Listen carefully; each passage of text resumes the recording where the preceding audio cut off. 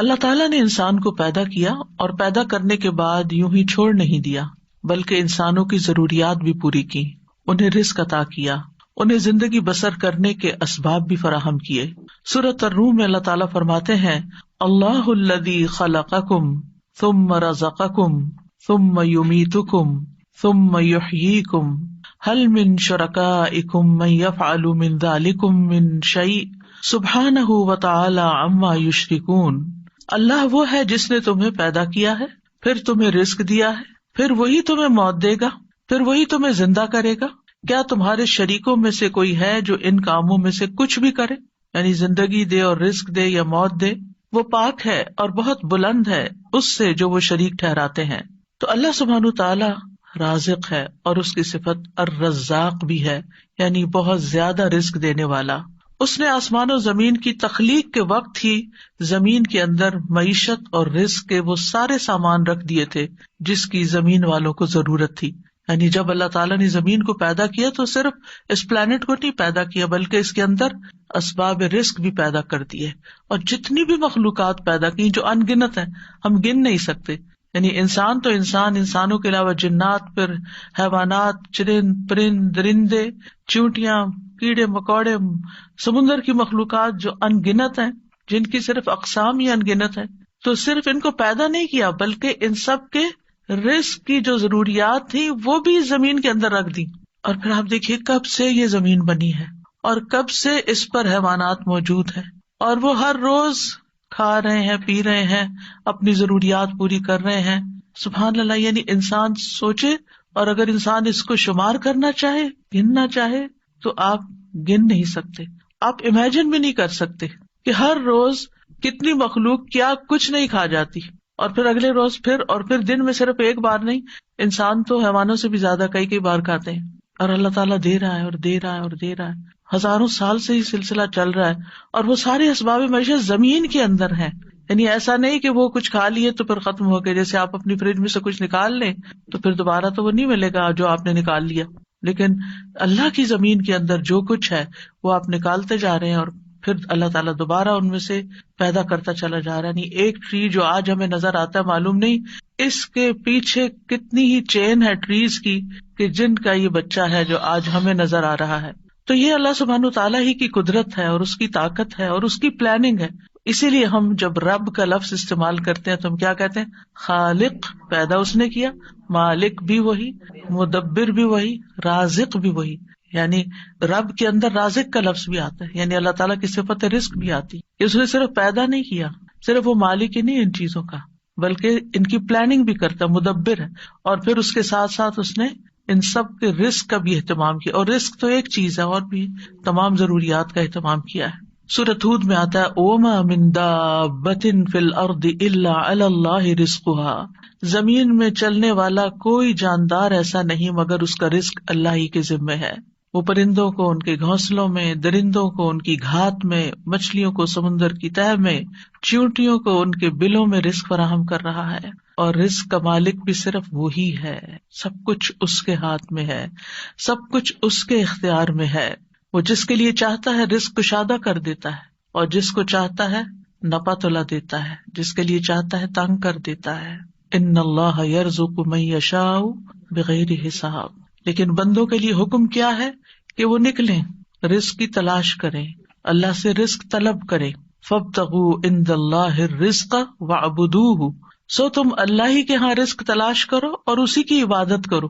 حیوانات رزق کی تلاش میں نکلتے ہیں، پرندے اپنے گھونسلوں سے نکلتے ہیں، چیونٹیاں بلوں سے نکلتی ہیں، اور اسی طرح باقی مخلوقات بھی اپنے رزق کی تلاش میں سارا دن مارے مارے پھرتی ہے۔ صبح خالی پیٹ نکلتے ہیں اپنے گھونسلوں سے پرندے، اور رات کو پیٹ بھرے واپس لوٹتے ہیں، لیکن پیٹ بھرنے کے لیے ان کو محنت کرنی پڑتی ہے اور کوشش اور بھاگ دوڑ کرنی پڑتی ہے، جو وہ سارے کر رہے ہوتے ہیں۔ تو انسان کے لیے بھی لازم کیا ہے کہ اللہ کو الرازق سمجھتے ہوئے اس کے ساتھ ساتھ کوشش کرے، محنت کرے، بھاگ دوڑ کرے، اور پھر اس کے بعد اس کی عبادت کے لیے بھی وقت نکالے۔ پرندوں کی تو تسبیح کافی ہے، لیکن انسان کو عبادت کے مختلف طریقے سکھائے گئے ہیں۔ اس سلسلے میں آج کی دعا سورۃ المائدہ میں اللہ تعالیٰ فرماتے ہیں، عیسیٰ ابن مریم نے کہا، اے اللہ، اے ہمارے رب، تو ہم پر آسمان سے ایک خوان اتار جو ہمارے پہلوں اور پچھلوں کے لیے عید ہو جائے، اور تیری طرف سے ایک نشانی ہو، اور ہمیں رزق عطا فرما، اور تو سب سے بہترین رازق ہے۔ اس آیت میں عیسیٰ علیہ السلام کے زمانے میں ایک خاص واقعے کی طرف اشارہ ہے۔ عیسیٰ علیہ السلام نے جب لوگوں کو اللہ تعالیٰ کی طرف بلایا تو حواریوں نے اس پر لبیک کہا، آپ پر ایمان لائے، اور ایمان میں مزید اطمینان کے لیے عیسیٰ علیہ السلام سے کہا کہ کیا آپ کا رب یہ کر سکتا ہے، اس میں یہ قدرت ہے کہ ہم پر آسمان سے تیار شدہ کھانا اتارے؟ یعنی ویسے تو اللہ تعالیٰ زمین سے رزق دے ہی رہا ہے، تو ہم چاہتے ہیں کہ وہ آسمان سے ہمارے لیے کھانے کے لیے ریڈی ٹو ایٹ ہمارے لیے ایک خوان اتارے، یعنی پورا دسترخوان نیچے آئے۔ تو عیسیٰ علیہ السلام نے انہیں اس مطالبے سے روکا اور اللہ سے ڈرایا، کیونکہ یہ ایک طرح کا معجزہ تھا، اور معجزہ طلب کرنے کے بعد اگر کوئی شخص اللہ تعالیٰ کی بات نہیں مانتا تو پھر اس کی سزا بہت سخت ہے۔ لیکن حواریوں نے اپنے مطالبے کی 3 وجوہات بتائیں کہ ہم کیوں چاہتے ہیں کہ ہمارے ساتھ ایسا ہو۔ ایک یہ کہ ہم فکر معاش سے آزاد ہو کر یکسو ہو کر اللہ کی عبادت کریں، دوسرے یہ کہ ہمیں یقین حاصل ہو جائے کہ آپ جو کچھ ہمیں کہہ رہے ہیں کہ یہ اللہ کی طرف سے ہے وہ بالکل سچ ہے، حقیقت ہے، اور اللہ واقعی ہر چیز پر قدرت رکھتا ہے، اور تیسرے یہ کہ جب وہ دسترخوان نازل ہو تو پھر ہم سب خوش ہو جائیں۔ ظاہر ہے کہ اللہ کی طرف سے جو کھانا آئے گا تو اس کا تو پھر کیا ہی لطف ہوگا اور کیا ہی اس کا حساب ہوگا، تو ہم اس دن کو پھر خوشی کا دن بنا لیں، ہماری عید کا دن بن جائے، اور پھر ہم آئندہ بھی اس دن کو یاد رکھتے ہوئے ہر سال عید منایا کریں۔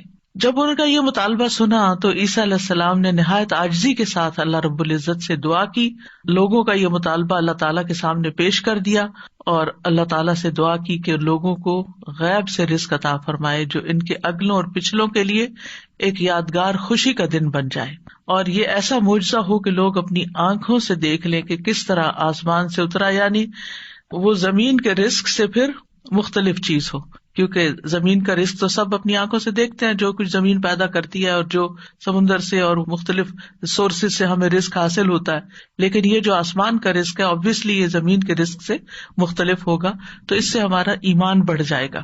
تو عیسیٰ علیہ السلام نے عرض کی، قال عیسی ابن مریم اللہم ربنا، آپ دیکھیے دعاؤں میں یا اللہم آتا ہے یا ربنا آتا ہے، یہاں عیسیٰ علیہ السلام نے دونوں صیغے استعمال کیے ہیں، اللہم ربنا، یعنی حواریوں کا مطالبہ قبول کر کے اللہ سبحانہ وتعالیٰ سے نہایت عاجزی کے ساتھ دعا کی کہ اے اللہ، اللہم اے اللہ، ربنا جو ہمارا پالنے والا ہے، جو ہمارا رب ہے۔ اور اس سے یہ بھی ظاہر ہوتا ہے کہ عیسیٰ علیہ السلام اپنے آپ کو نہ اللہ سمجھتے تھے، نہ اللہ کا بیٹا، اور نہ ہی رب سمجھتے تھے، بلکہ وہ اللہ سبحانہ وتعالیٰ کو یا اللہ اور یا رب کہہ کے پکار رہے تھے۔ تو اس سے کیا ظاہر ہوتا ہے کہ وہ خود رب نہیں تھے، اور نہ ہی وہ اس کے قائل تھے، اور نہ ہی وہ کسی چیز میں اپنا کوئی اختیار سمجھتے تھے۔ اور پھر یہ بھی دیکھیے کہ حواریوں نے عیسیٰ علیہ السلام سے یہ کیوں کہا کہ آپ دعا کریں؟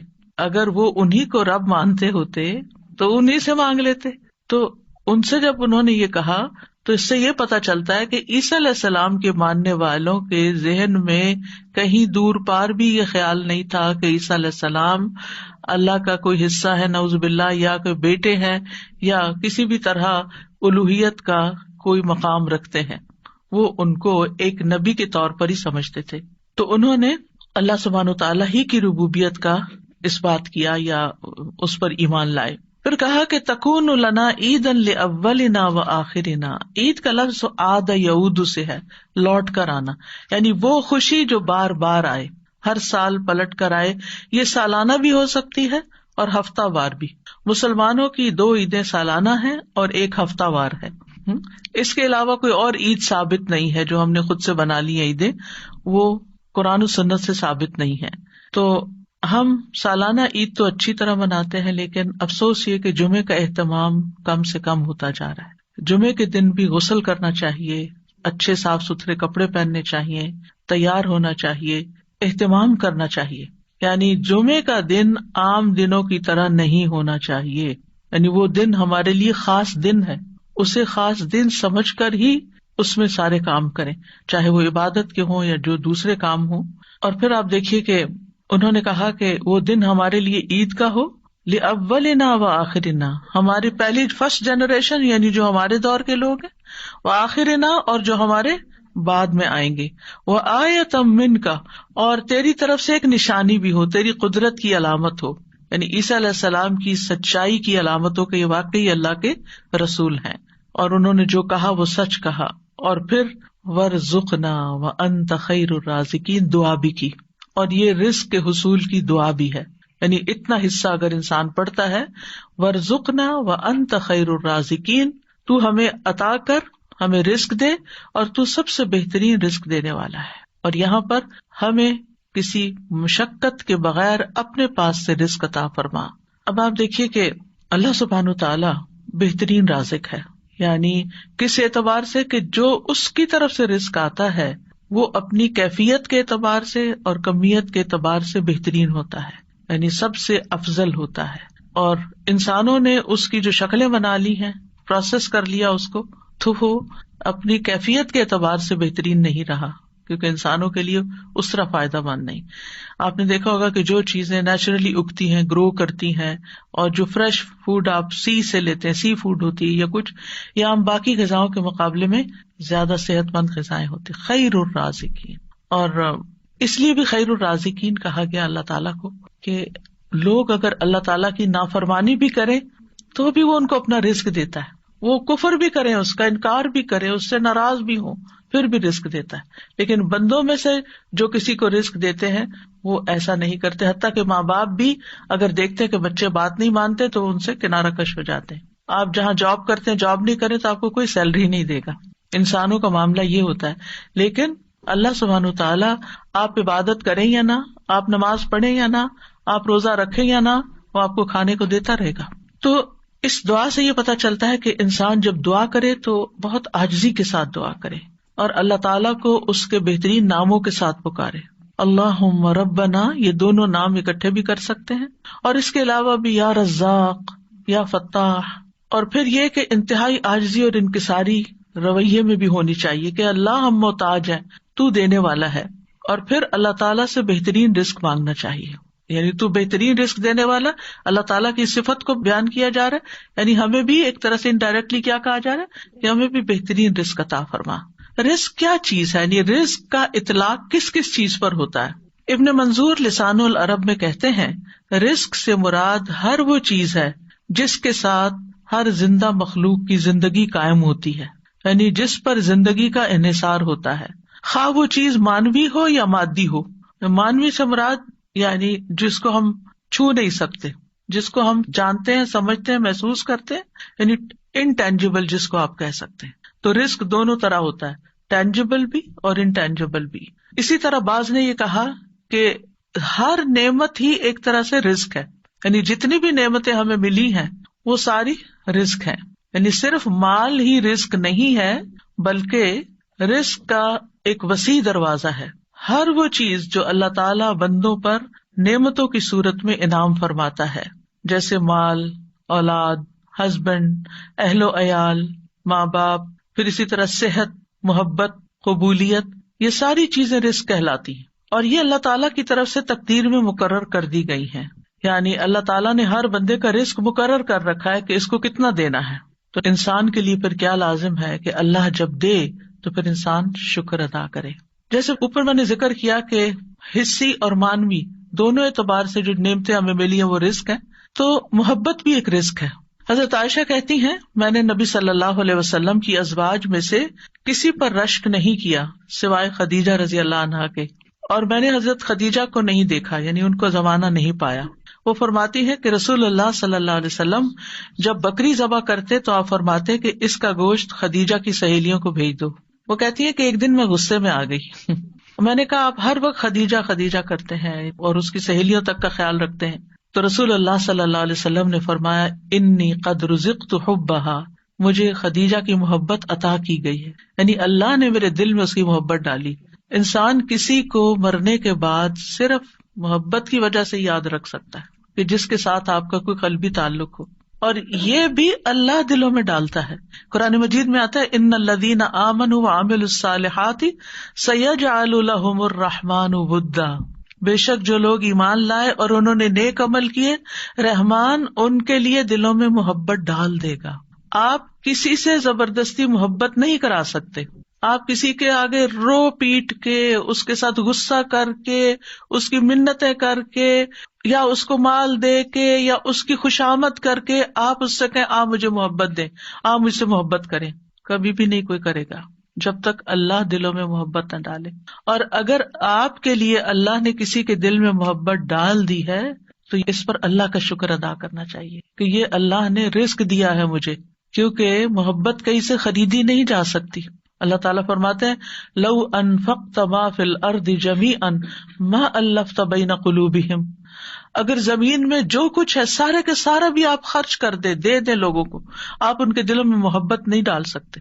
یعنی نہ یہ مال سے خریدی جا سکتی ہے، اور نہ ہی یہ کسی مطالبے سے خریدی جا سکتی ہے، اور نہ ہی یہ احسان جتا کے اور کسی کو ذلیل کر کے یا کسی کو کسی طرح مجبور کر کے محبت لی جا سکتی ہے.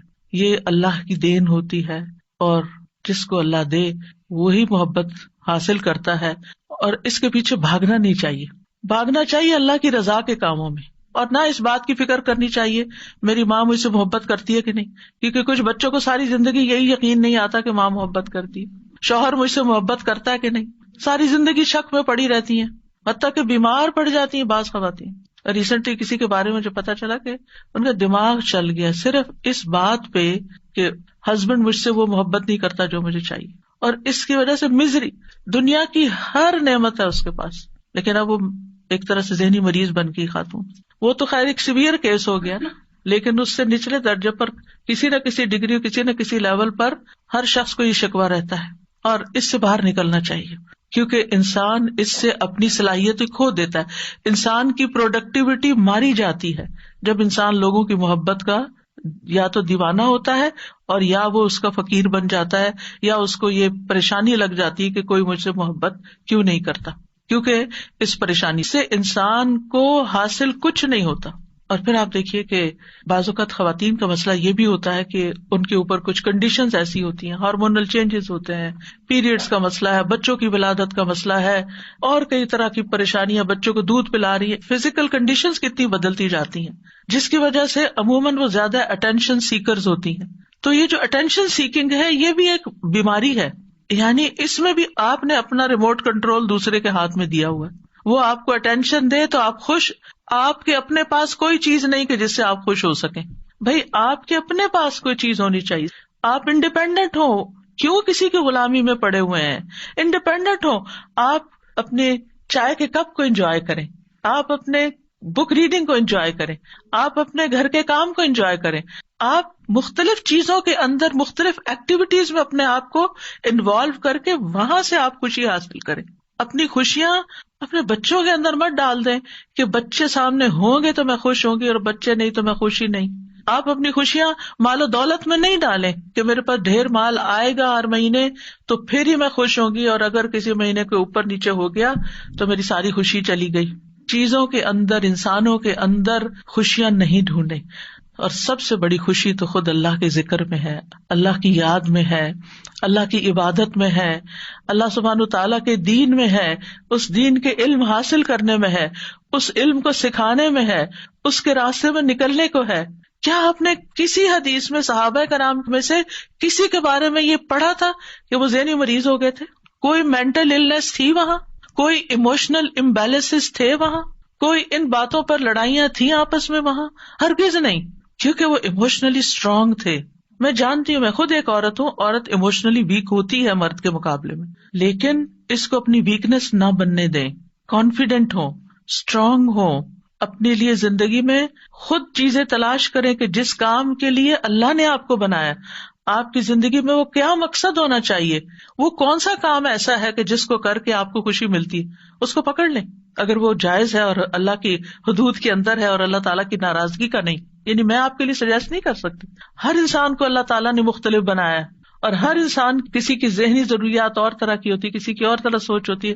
کوئی میتھمیٹکس میں بہت اچھا، کوئی شاعری میں بہت اچھا، کوئی لٹریچر میں بہت اچھا، کوئی کسی چیز میں، کوئی کسی چیز میں. آپ دیکھیں آپ کی اسٹرینتھ کیا ہے، اللہ نے آپ کو کیا دے کے بھیجا ہے، تو اس چیز کو تلاش کریں، اپنے اسکلز کو ڈیولپ کریں، اپنے آپ کو اسٹرانگ کریں، اور اپنی زندگی کو بہترین کاموں میں استعمال کریں، کیونکہ اس پر انحصار ہے آخرت کے درجے کا. آج ضائع کر دیا نا اپنا وقت، اور اپنی صلاحیتیں اور اپنی زندگی. کیونکہ بعض لوگ تو پھر بیمار پڑ کے کچھ کرنے کے قابل نہیں رہتے، اور بعض لوگ تو پھر نہ کسی عبادت کے لائق اور اپنے آپ کو بھی نہیں سنبھال سکتے. پھر وہ زندگی کیا زندگی ہے؟ یعنی آپ دیکھیں کہ ایک شخص جو ذہنی مریض بن جائے، اللہ تعالیٰ ہر ایک کو بچائے اس سے، اس کی کوئی زندگی ہے، وہ کچھ بھی کرنے کے قابل نہیں، وہ کیا زندگی جیتا ہے. اسی لیے ہمیں دعا سکھائی گئی کہ اللہ ہمیں ارذل العمر سے بچا، یعنی بڑھاپے میں بھی جا کے ہمارا دماغ نہ خراب ہو. کیونکہ جب لوگوں کی عمر زیادہ ہو جاتی ہے، حافظہ ختم ہو جاتا ہے، کچھ لوگ الزائمر کے مریض ہو جاتے ہیں، ڈیمینشیا ہو جاتا ہے، ایجنگ کے ساتھ ساتھ ہوتا ہے. لیکن کچھ لوگ آپ دیکھیں ماشاءاللہ، کل کسی نے مجھے کسی عالم کی پکچر بھیجی کہ یہ پچھلے 51 ایئر سے اس مسجد میں، ایک سیم مسجد، ہر سال پورا قرآن سنا رہے ہیں. اور اس پکچر میں بھی وہ تراویح پڑھا رہے تھے کہ اس سال بھی وہ 81 ایئرز کے ہیں اور پورا قرآن سنائیں گے. وہ بھی تو انسان ہے، ان کو اللہ نے اتنا اسٹرانگ حافظہ کیوں دیا؟ اس قرآن کی برکت سے. کہ جب آپ نے سوچ لیا کہ میں نے سال کے آخر میں یہ کام کرنا، تو آپ پورا سال تیاری کریں گے نا. تو میں سوچ رہی تھی کہ کہاں ہم ہر سال قرآن سنانا حافظے سے، اور اتنا ریگولرلی کنسسٹنسی کے ساتھ ایک کام کرتے چلے جانا، یہ ہے نا قابل رشک زندگیاں. یہ تھوڑی ہے کہ آج رو رہے ہیں، کل سو رہے ہیں، پرسوں کچھ کر رہے ہیں، ترسوں کچھ کر رہے ہیں، نہ ادھر کے نہ ادھر کے، نہ دنیا کے نہ آخرت کے. یہ تو اپنے آپ کو ضائع کرنا ہے. تو ہم میں سے ہر شخص یہ دیکھے وَلْتَنظُرْ نَفْسٌ مَا قَدَّمَتْ لِغَدٍ، ہر شخص دیکھے اس نے اپنی کل کے لیے کیا تیاری کی ہے، دنیا کے کل کے لیے بھی اور آخرت کے کل کے لیے بھی. اس کا فیوچر کیا ہے، کیونکہ ہر انسان کو وہی ملے گا جو وہ کر رہا ہے. تو رزق کی کئی قسمیں ہیں، اور پھر جب ہم رزق مانگے اور جس چیز کی کمی ہمیں محسوس ہو وہ اللہ سے مانگ لیں. بندوں کے پیچھے نہ جائیں، بندوں کے آگے ہاتھ نہ پھیلائیں.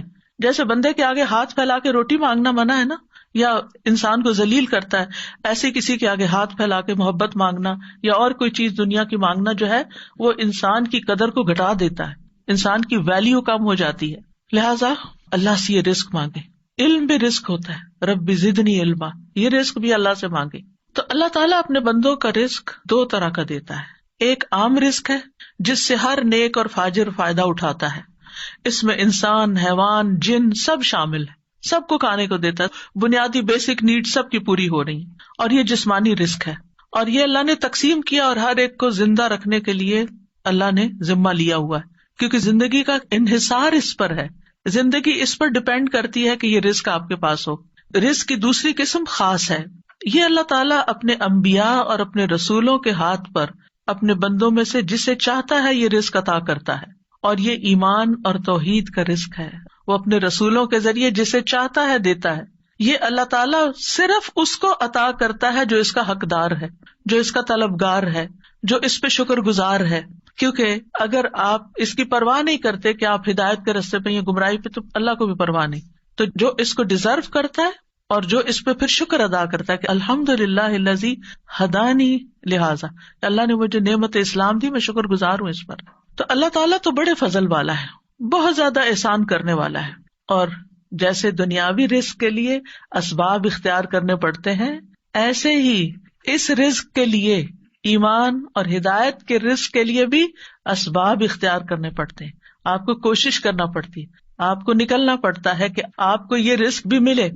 یعنی یہ نہیں کہ دنیا کے رزق کے لیے تو ہم کوشش کریں اور جب دین کا رزق لینا ہو تو ہم کہیں اللہ تو بس ہدایت دے دے، ہم گھر میں بیٹھے. ایسے نہیں، اس کے لیے بھی محنت کرنی پڑتی.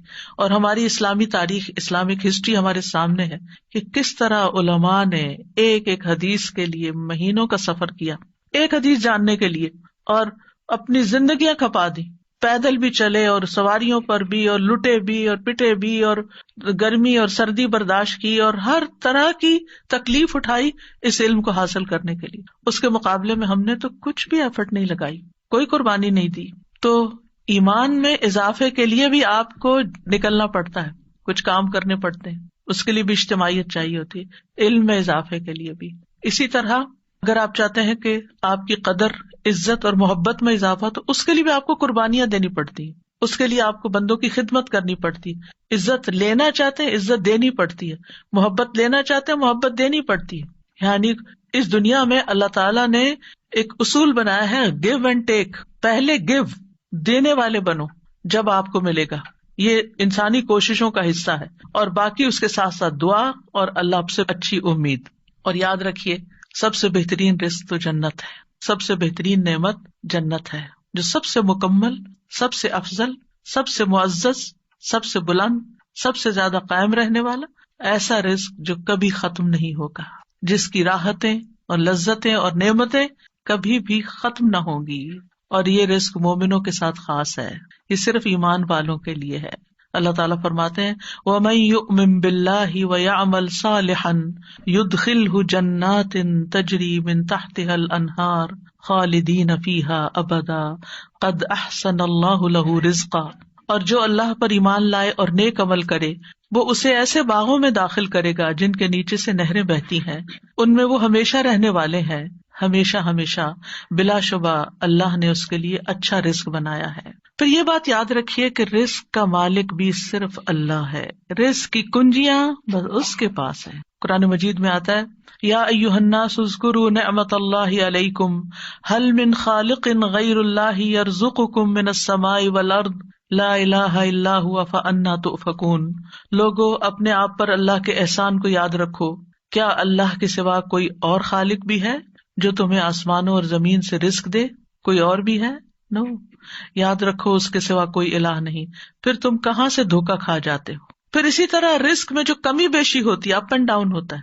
مثلاً کوئی وقت ہوتا ہے آپ کے پاس بہت ہوتا ہے، پھر ایک وقت ہوتا ہے کہ وہ سکڑنے لگتا ہے، کم ہونے لگتا ہے. ایک وقت ہوتا ہے آپ اپنی جوانی کی پیک پر ہوتے ہیں، خوب محنت کام کرتے ہیں، بہت کچھ ہوتا ہے، پھر آہستہ آہستہ آہستہ کم ہوتا جاتا ہے، پھر آپ ریٹائر ہو جاتے ہیں، پھر آپ بوڑھے ہو جاتے ہیں، پھر آپ دوسروں کے محتاج ہو جاتے ہیں. تو یہ زندگی میں عام طور پر اوپر جانا نیچے آنا یہ سب دیکھتے ہی ہیں، زندگی کے اپس اینڈ ڈاؤن جن کو کہتے ہیں آپ. لیکن بات یہ ہے کہ عام دنوں میں بھی رزق، چاہے جسمانی رزق ہو، مال کی شکل میں ہو یا محبت ہو، اس میں اپس اینڈ ڈاؤنز ہوتے ہیں. ریلیشنز میں بھی اپس اینڈ ڈاؤنز ہوتے ہیں، یعنی انسانوں کے ساتھ جو محبت ہوتی ہے ہر وقت ایک جیسی نہیں ہو سکتی، ہر وقت پیک پر نہیں ہو سکتی. کیوں؟ اس لیے کہ انسان اس کو برداشت نہیں کر سکتا. اللہ نے ہمارے لیے جذبات بنائے، بڑے خوبصورت ہیں یہ جذبات، لیکن ہر وقت جذبات میں رہنا نقصان دہ ہے، ہر وقت جذباتی زندگی گزارنا نقصان دہ ہے. پھر اسی طرح قرآن مجید میں آتا ہے اللہ یبسط الرزق لمن یشاء ویقدر، اللہ رزق فراخ کر دیتا ہے جس کے لیے چاہتا ہے اور تنگ کرتا ہے. وفرحوا بالحیات الدنیا، اور وہ دنیا کی زندگی پہ خوش ہو گئے. وما الحیات الدنیا فی الآخرۃ الا متاع، حالانکہ دنیا کی زندگی آخرت کے مقابلے میں تھوڑے سامان کے سوا کچھ نہیں. کیا اللہ تعالیٰ کے پاس کمی ہو جاتی کہ وہ ہمارا رزق تنگ کر دیتا؟ نہیں، ایسا نہیں ہے.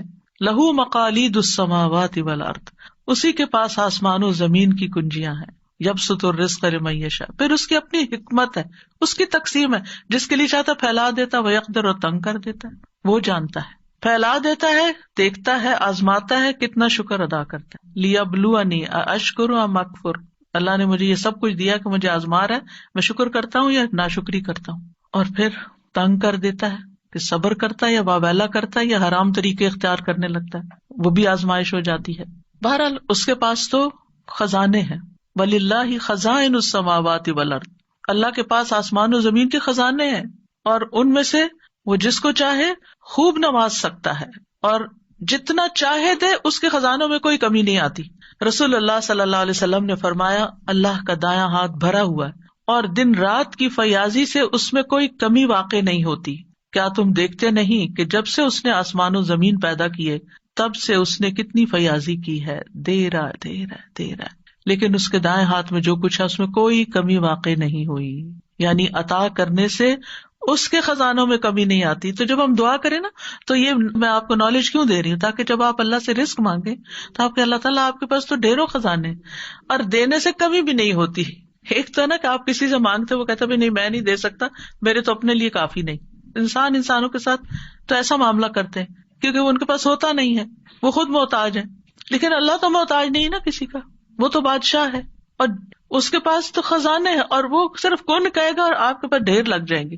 تو یہ یقین رکھتے ہوئے کہ اللہ سبحانہ تعالیٰ کے پاس بہت کچھ ہے، اللہ تعالیٰ فرماتے ہیں اے میرے بندو، اگر تمہارے اولین و آخرین اور جن و انس ایک صاف چٹیل میدان میں کھڑے ہو کر مجھ سے مانگے، سارے جمع ہو جاؤ، سب مانگے، اور میں ہر ایک کو جو وہ مجھ سے مانگے وہ عطا کر دوں، تو بھی میرے خزانوں میں کوئی کمی واقع نہیں ہوتی مگر اتنی جتنی سمندر میں سوئی ڈال کر نکالنے سے پانی میں کمی ہوتی.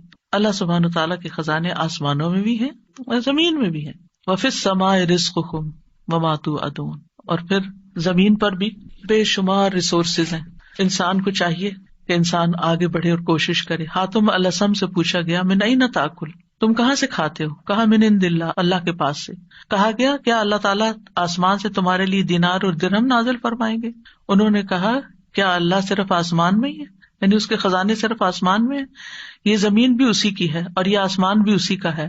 اگر وہ میرا رزق آسمان سے نہ دے گا تو زمین سے چلا کر میرے پاس لے آئے گا. یعنی وہ کہیں سے بھی دے سکتا ہے، ساری مخلوق کو دکھتا، کمزور سے کمزور ترین چھوٹی سے چھوٹی چیز کو بھی وہ رزق دیتا ہے. ہمیں جن کا منہ بھی نظر نہیں آتا وہ ان کی بھی ضروریات پوری کرتا ہے. اور ابن کثیر کہتے ہیں کہ یہ مشہور ہے کہ کوے کے بچے جب نکلتے ہیں تو ان کے پروں پر بال سفید ہوتے ہیں. یہ دیکھ کر ان کو بچوں سے نفرت ہوتی ہے اور وہ بھاگ جاتے ہیں. کچھ دنوں کے بعد پروں کی رنگت سیاہ ہو جاتی ہے، پھر ان کے ماں باپ واپس آتے ہیں اور انہیں دانا وغیرہ کھلاتے ہیں. اللہ عالم ابن کثیر کی تفسیر میں ہے، کسی نے تجربہ کیا ہوگا. ابتدائی ایام میں جبکہ ماں باپ ان بچوں سے متنفر ہو کے بھاگ جاتے ہیں اور پاس بھی نہیں آتے، اللہ تعالیٰ چھوٹے چھوٹے مچھر ان کے پاس بھیج دیتا ہے، وہی ان کی غذا بن جاتے ہیں. کہاں سے وہ دیتا ہے؟ یعنی اتنے چھوٹے، آپ دیکھیں تو انڈا ہی کتنا چھوٹا ہوتا ہے اور اس میں بچہ کتنا چھوٹا ہوتا ہے، اور اللہ تعالیٰ ان کو بھیج دیتا ہے جاؤ ان کی ضرورت پوری کرو. تو جو ان پرندوں کو دیتا ہے جن کے ماں باپ چھوڑ جاتے ہیں یا مر ہی جاتے ہیں، وہ ہمیں نہیں دے سکتا؟ وہ ہمیں ضرور دے سکتا ہے. کبھی مایوس نہ ہو، مایوسی کفر ہے، کیونکہ لوگوں کے پاس جب رزق تنگ ہوتا ہے، نہیں ملتا تو پھر بعض اوقات وہ مایوسی کی طرف چلے جاتے ہیں. اللہ سے ہمیشہ اچھی امید رکھیں کہ اللہ نے آج تک کھلایا ہے، اللہ نے آج تک دیا ہے، آگے بھی وہی دے گا، اور وہ نافرمانوں کو بھی دیتا ہے. حضرت ابراہیم علیہ السلام نے جب دعا مانگی تھی کہ اللہ اس شہر کو امن والا بنا دے اور اس کے رہنے والوں کو پھلوں سے رزق دے جو ان میں سے اللہ اور یوم آخرت پر ایمان لائے، اور اللہ نے کیا کہا تھا، جس نے کفر کیا اسے بھی میں تھوڑا سا فائدہ دوں گا. اچھا، دنیا میں جب ہم دیکھتے ہیں نا کہ نان بلیورز کے پاس بہت کچھ ہے تو ہم کہتے ہیں ان کے پاس اتنا کچھ ہے، ان کو اتنا زیادہ کیوں دیا؟ اللہ کے نزدیک وہ مچھر کے پر برابر بھی، وہ کچھ بھی نہیں ہے جو اللہ کے پاس اس کے مقابلے میں. تو ایک تو کبھی یہ نہیں سوچنا چاہیے کہ یہ شخص نماز بھی نہیں پڑھتا، یہ روزہ نہیں رکھتا، یہ فلاں نہیں کرتا، اور اس کو پھر بھی اللہ نے اتنا زیادہ دیا. وہ زیادہ نہیں ہے، وہ آپ کی چھوٹی نگاہ اس کو زیادہ دیکھ رہی ہے. جو اللہ نے آپ کو اس عبادت کے بدلے میں دینا ہے اپنے پاس، وہ تو کہیں زیادہ ہے. اس کے سامنے تو ساری دنیا کا مال بھی مچھر کے پر سے زیادہ نہیں ہے، بہت ہی حقیر ہے. تو دنیا میں اللہ تعالیٰ کسی کو جو دیتا ہے وہ بہت تھوڑا ہے بنسبت اس کے جو اللہ کے پسندیدہ بندوں کو آگے ملنے والا ہے. شیطان بھی اللہ ہی سے اپنا رزق مانگتا ہے. ابلیس نے کہا میرے رب تو نے اپنی ساری مخلوق کا رزق واضح کر دیا، میرا رزق کہاں ہے؟ اللہ تعالیٰ نے فرمایا ہر وہ چیز جس پہ میرا نام نہ لیا جائے وہ بندوں کے ساتھ پہ شامل ہو جاتا ہے.